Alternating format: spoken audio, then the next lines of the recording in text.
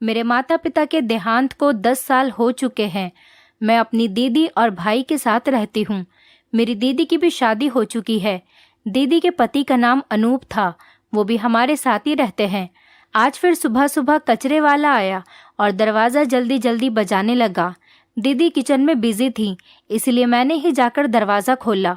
मुझे बहुत गुस्सा आ रहा था कि इतनी भी क्या जल्दी है इस कूड़े वाले को कि ये बैल पर हाथ रखकर ही भूल गया है।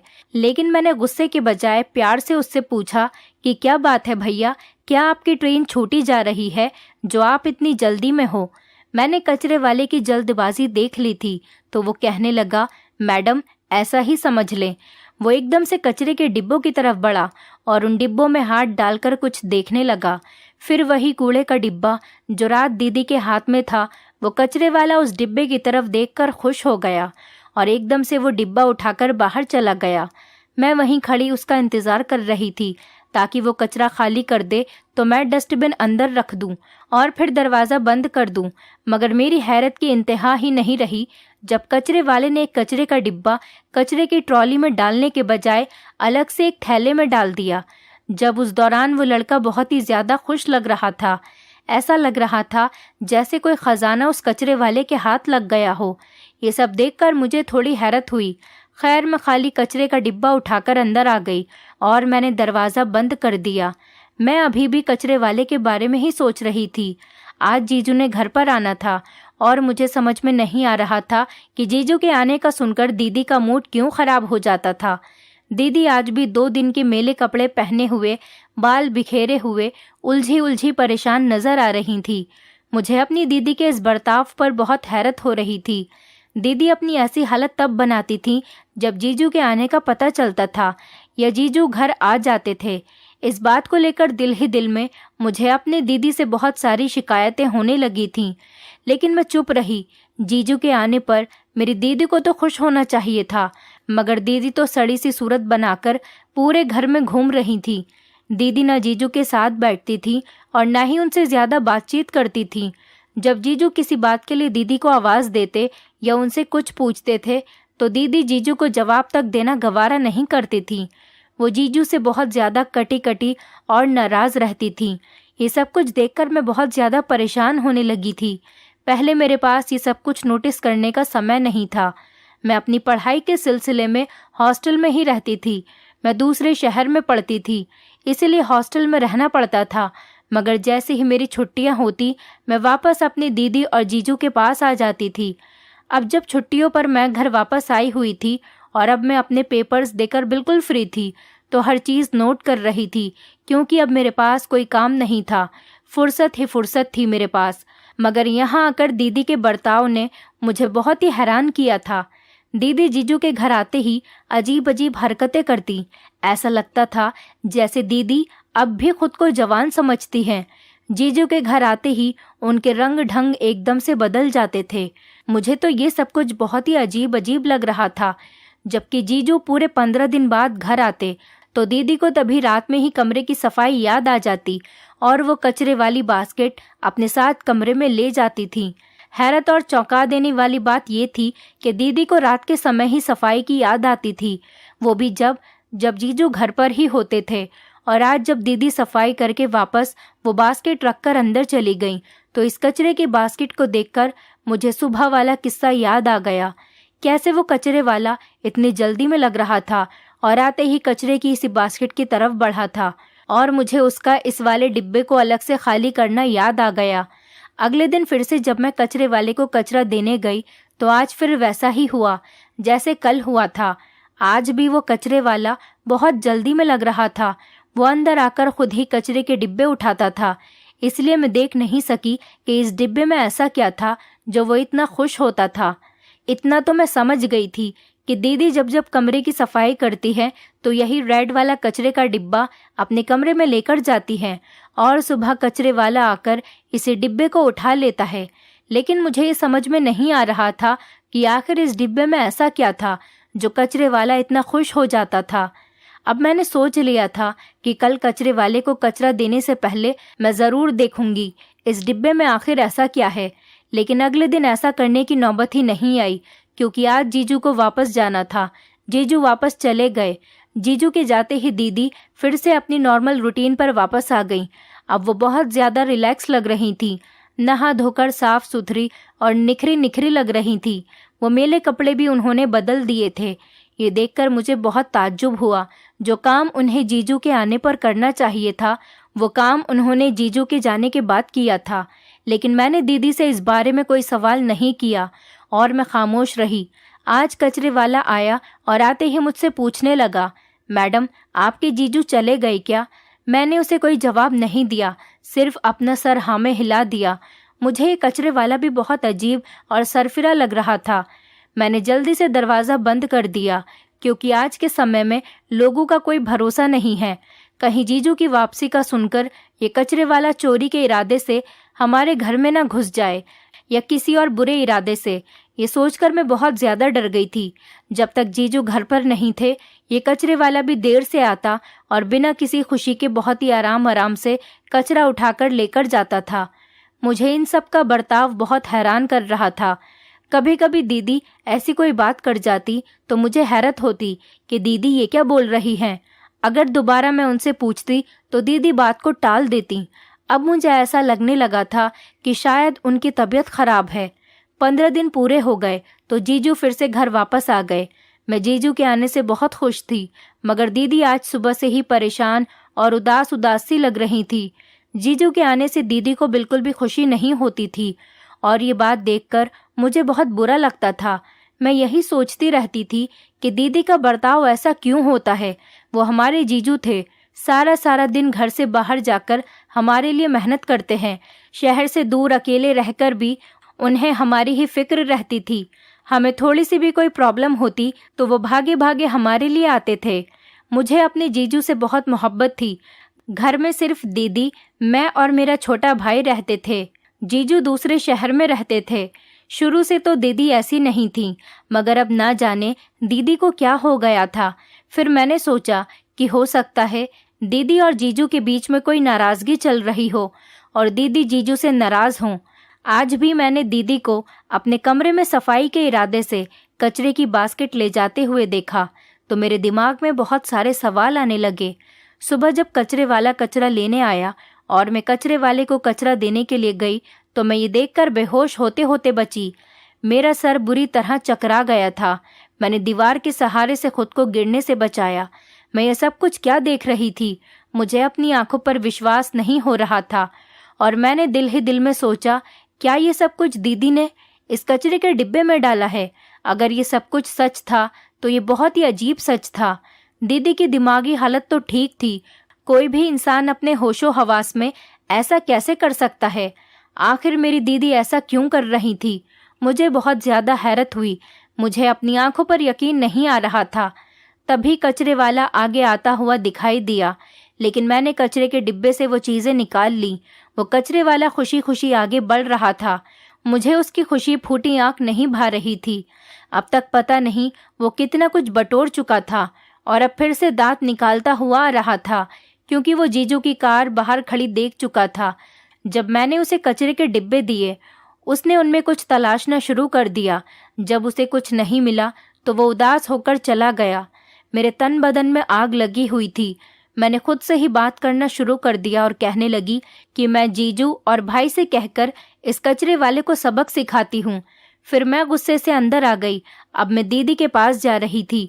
मुझे दीदी से अपने बहुत सारे सवालों के जवाब लेने थे, लेकिन अंदर जाकर मेरा सामना जीजू से हो गया।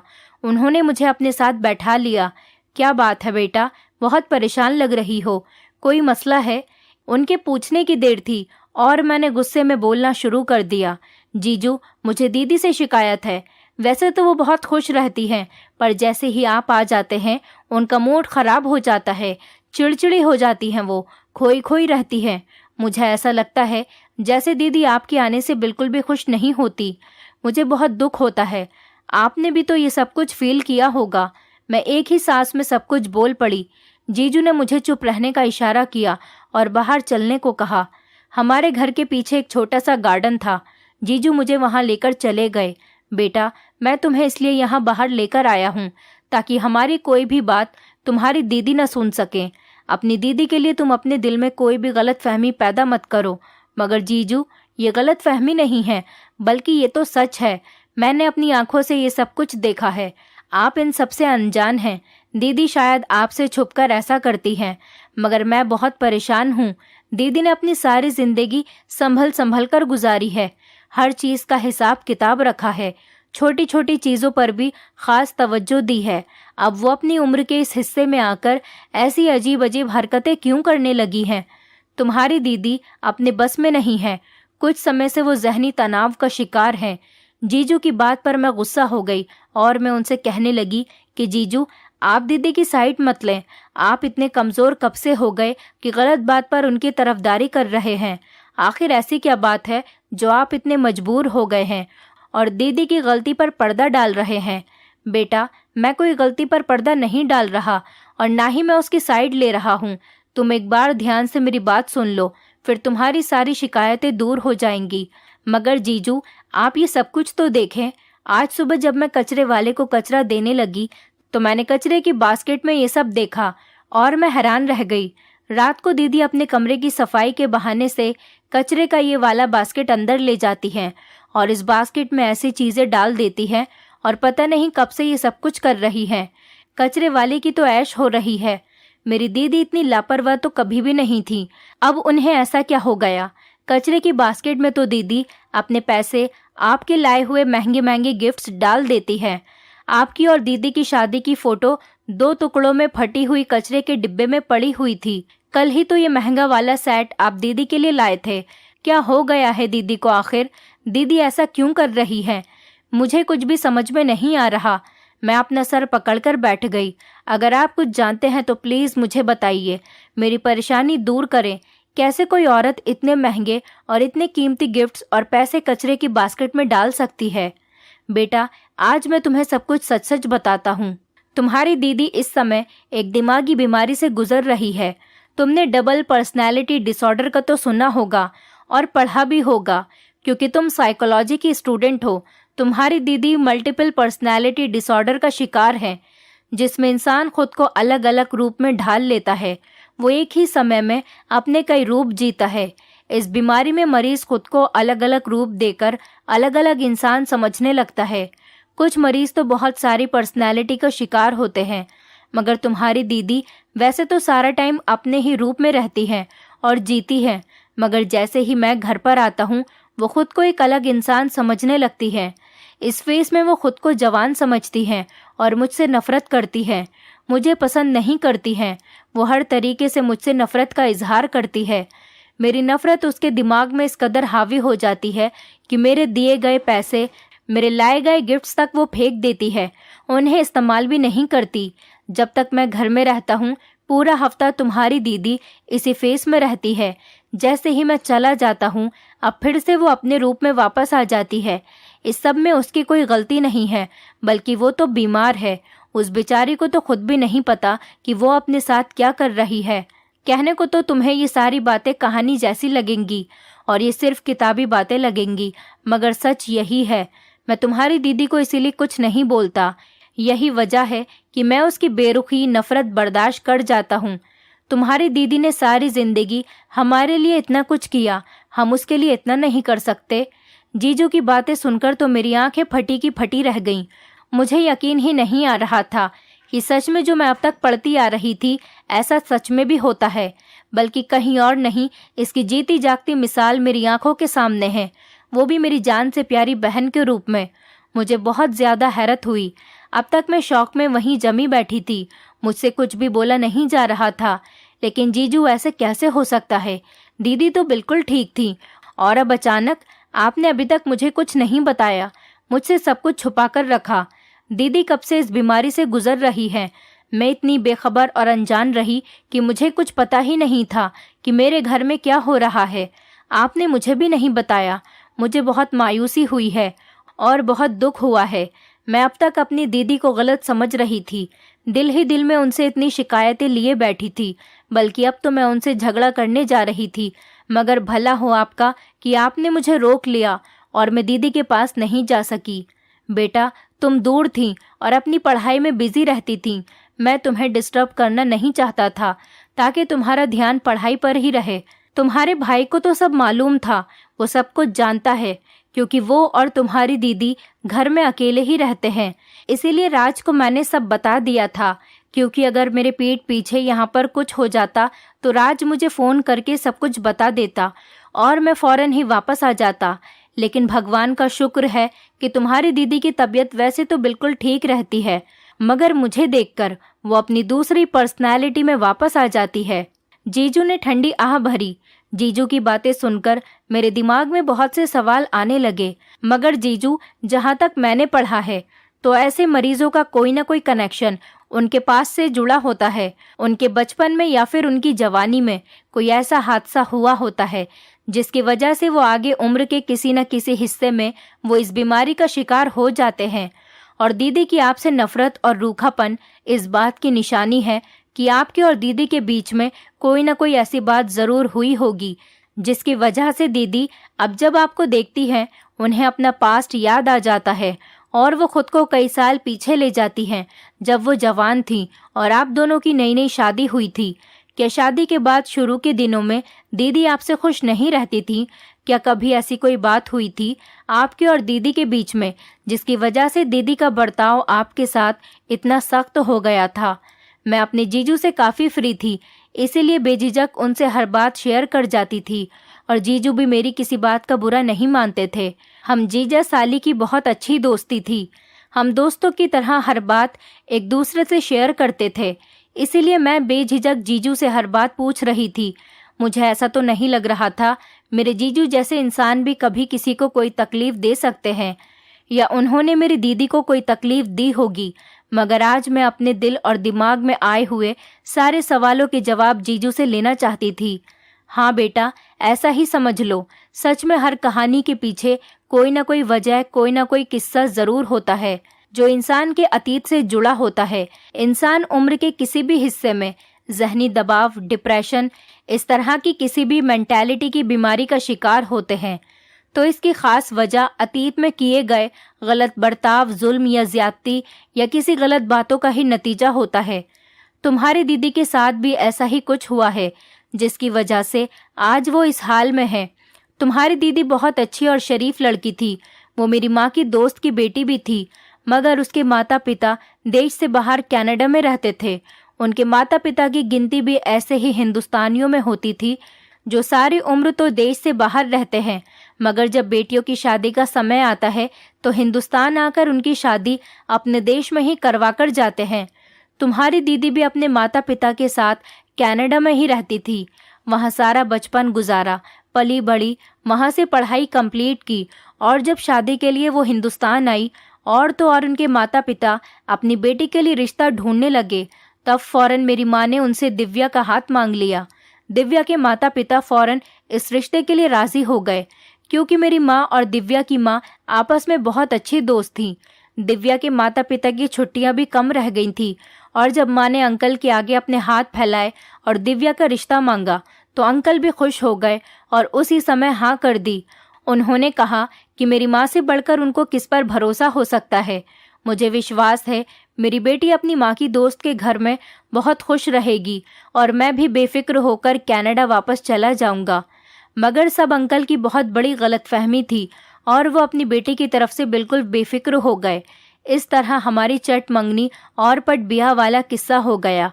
इधर हमारी शादी हुई और उधर अंकल अपनी फैमिली के साथ वापस कनाडा चले गए।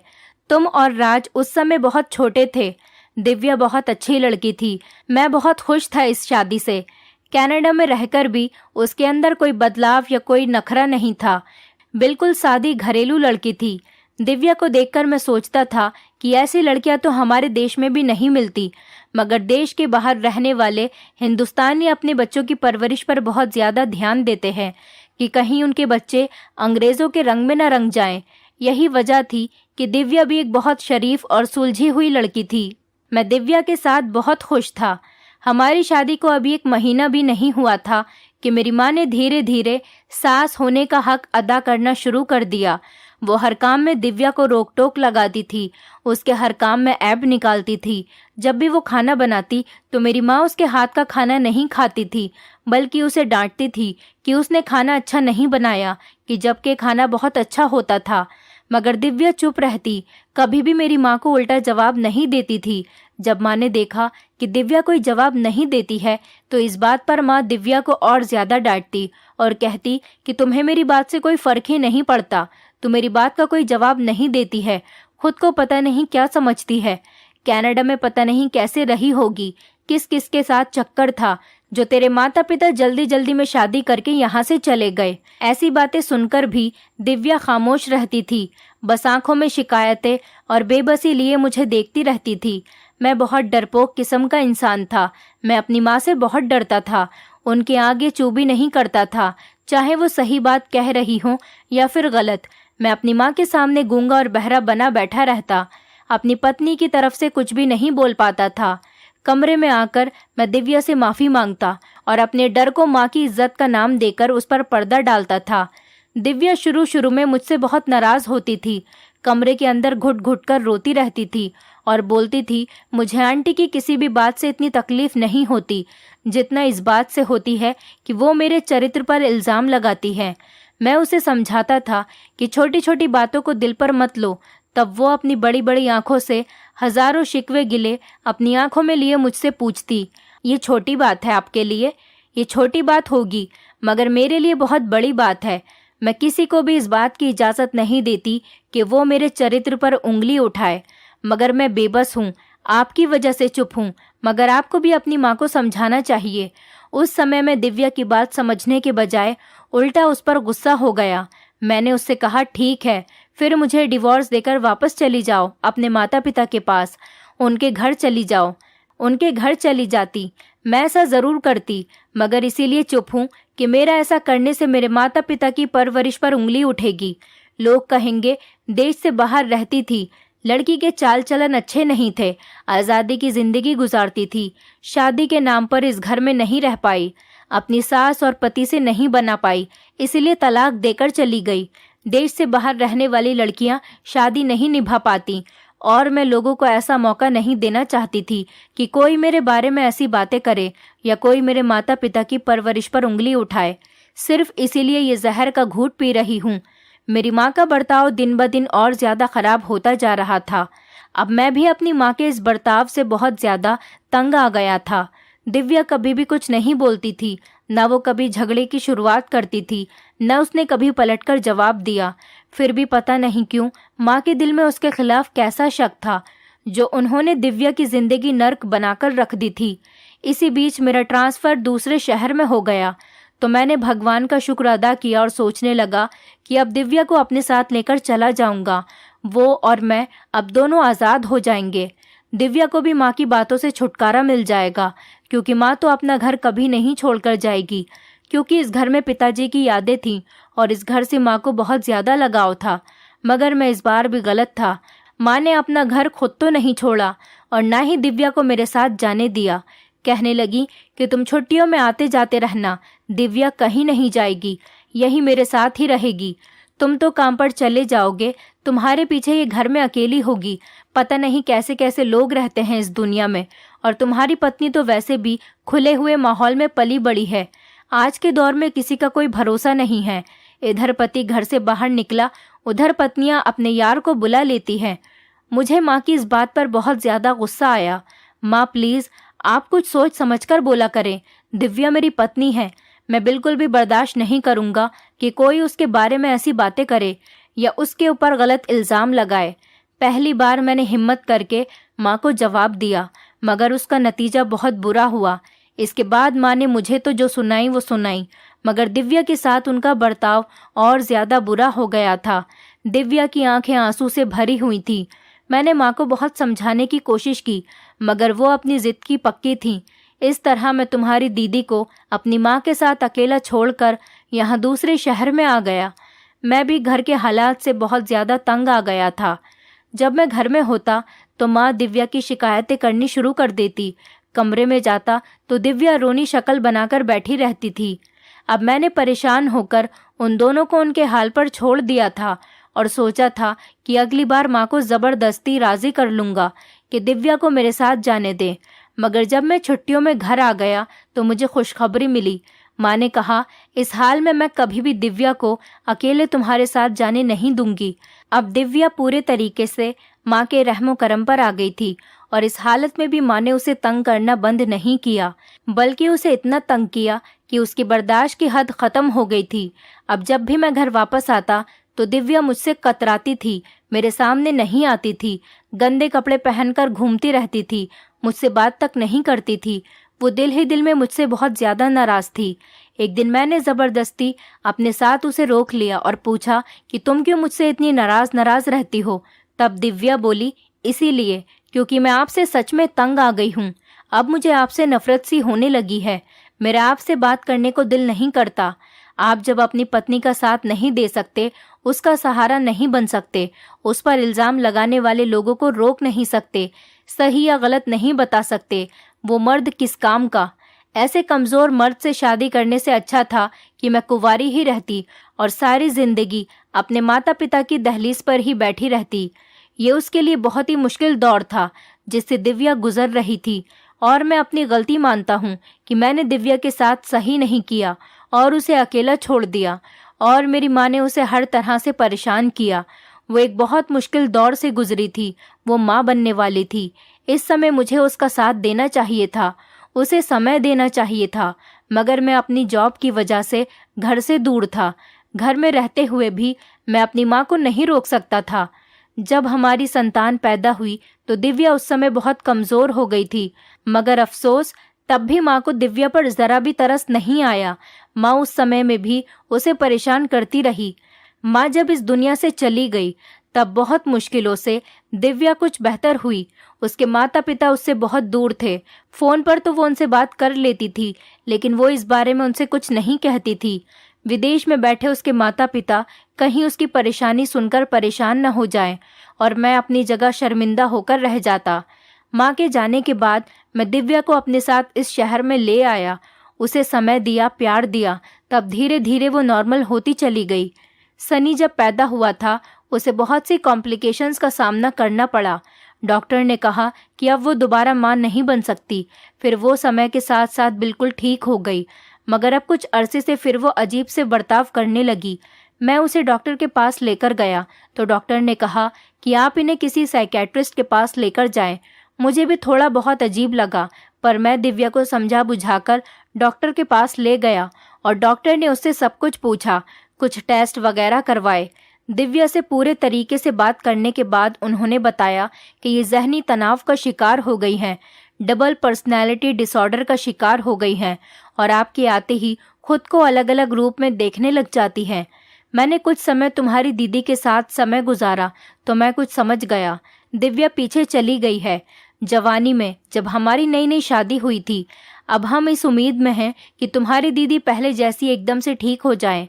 अब हम सबको उसका बहुत ख्याल रखना है। दिव्या ने हमारे लिए इतना कुछ किया, अब हमारी बारी है कि हम सब मिलकर दिव्या के लिए कुछ करें। इन सब में गलती मेरी ही है। मेरी वजह से ही वो इतनी तकलीफ से गुजरी थी। उसने अपना बुरा समय नहीं भूला, जो उसकी जिंदगी का सबसे बुरा समय गुजरा था। यही वजह थी कि उम्र के इस हिस्से में पहुंचकर फिर से वो पीछे चली गई और दूसरे रूप का शिकार हो गई। जीजू की बातें मुझे बहुत परेशान कर गई थी। वो वक्त गुजरता गया था, मगर दीदी अब भी उस बुरे समय में अटक कर रह गई थी और उसी में जी रही थी। मैं अपनी दीदी को इस तकलीफ से नहीं निकाल सकती थी जिस तकलीफ को उन्होंने दोबारा महसूस किया। मैं अपनी दीदी का बहुत ज्यादा ख्याल रखने लगी थी। अब मैं उनकी बहुत दिलजोई करती थी, उन्हें अच्छा समय याद दिलाती थी, उसी की बातें करती थी, जीजू के साथ गुजरी हुई हंसी मजाक का वक्त याद दिलाती थी। हम सब एक साथ बैठकर मस्ती मजाक करते थे ताकि वो अपने असली रूप में वापस आ सकें। हम सब मिलकर अपनी तरफ से पूरी कोशिश कर रहे हैं और भगवान से प्रार्थना कर रहे हैं कि मेरी माँ जैसी दीदी जल्दी से ठीक हो जाए। दोस्तों, उम्मीद करती हूँ आपको हमारी कहानी पसंद आई होगी। कहानी पसंद आई है तो वीडियो को लाइक करें, चैनल पर नए हैं तो चैनल को सब्सक्राइब करें और हाँ, नोटिफिकेशन बेल को ज़रूर दबाएं ताकि अगली अपडेट सबसे पहले आपको मिले।